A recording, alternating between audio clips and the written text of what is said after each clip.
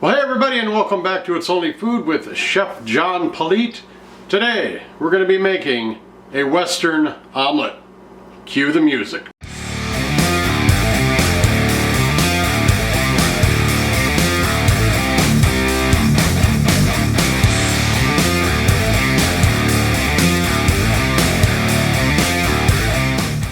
Alright, thanks a lot for joining us today. My name is Chef John Politte and this is It's Only Food. If this is your first visit to this channel, please go ahead and click that little subscribe button in the corner and then hit the notification bell to be notified each and every time I put up a new show. Alright, well, you clicked on this video to have me show you how to make a Western omelet. So let's head into the kitchen here and see what our ingredients are. We're going to start out with, of course, a couple of eggs. I got a ham here, a red pepper, I got an onion. We're going to use half for the omelet and half for the potatoes we're going to cook up too.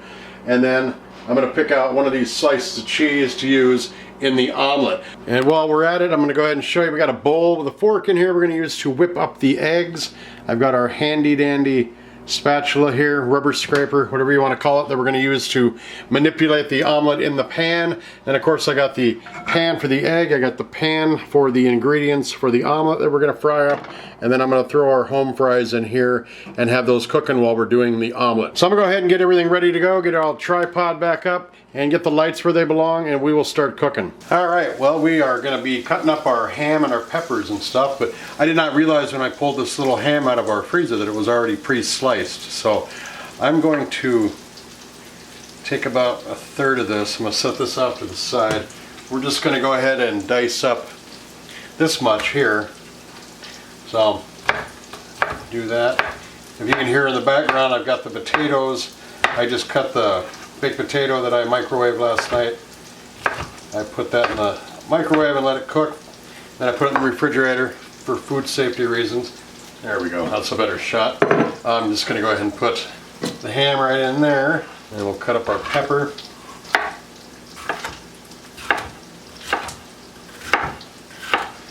Same thing, we're just going to dice this up. I used the other half of the onion in the potatoes.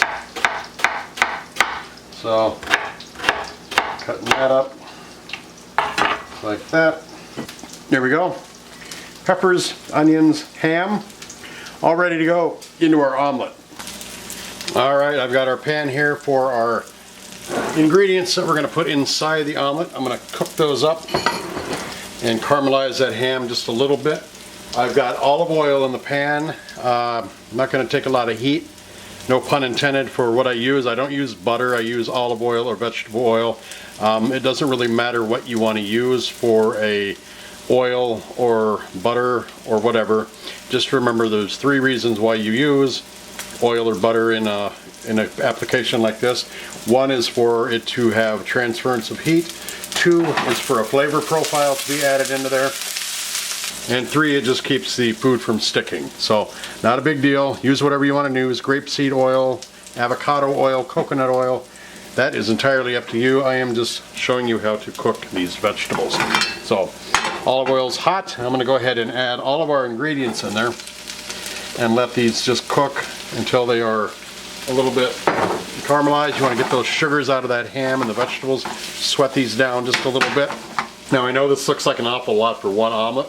And the great thing is about this, after they're cooled, you can throw them into a Ziploc bag, roll them up, throw them in the refrigerator, and use them again for another omelet. And then that way they're already done and cooked, and you save yourself a little bit of time. So I'm going to let these go and sweat.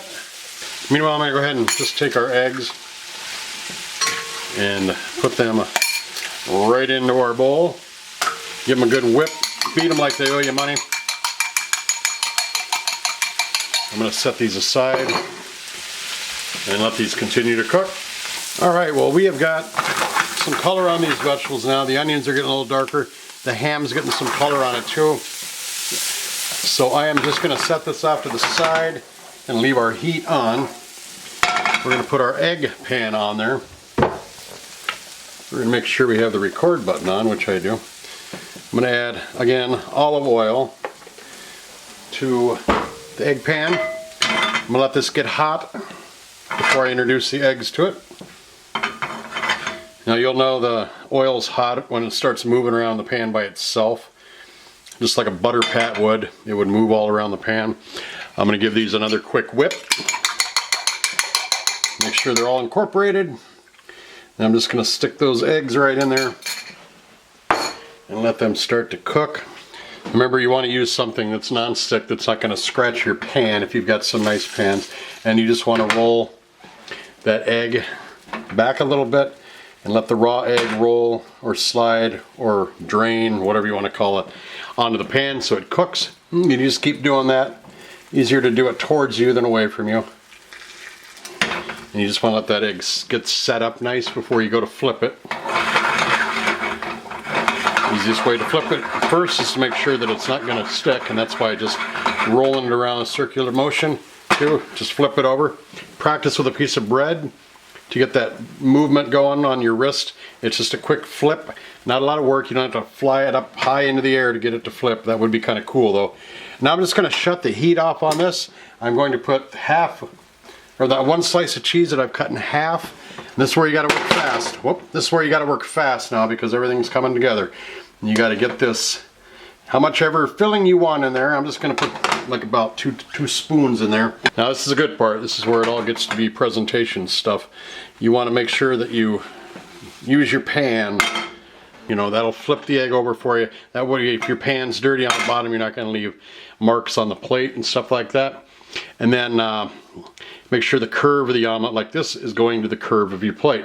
That's just kind of a basic standard in the restaurant industry because it would look kind of funky to have the curve in the middle and a flat side that way. So that's kind of how it's going to be. I'm going to add another piece of cheese to this, hook up some toast and some hash browns on this plate. Then we're going to take some awesome shots of it for social media. Then we're going to take those shots, put them on a timeline with some really groovy music. We're going to come back and give this a taste. Enjoy the music and the pictures.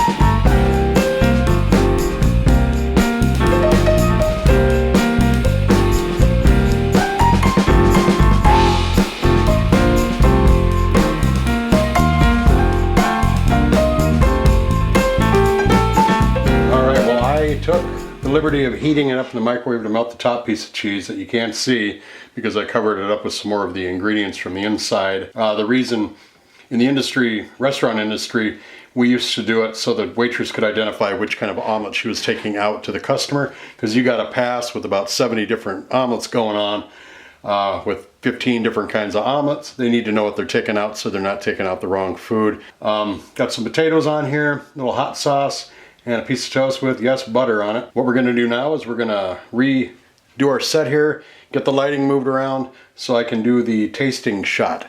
But this is a very beautiful omelet, very tasty. I can already tell because I can smell it and it smells fantastic. Well, there it is, the Western omelet with cheese, ham, peppers, and onions. I get a little bit of hot sauce on there. Here we go.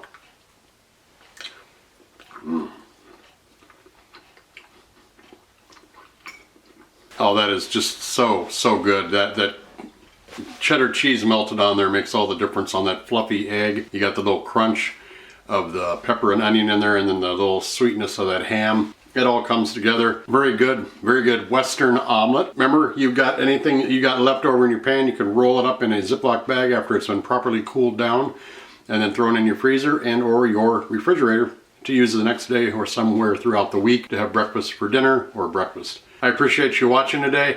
Thanks a lot for joining us. We'll see you next time right here on It's Only Food with Chef John Politte.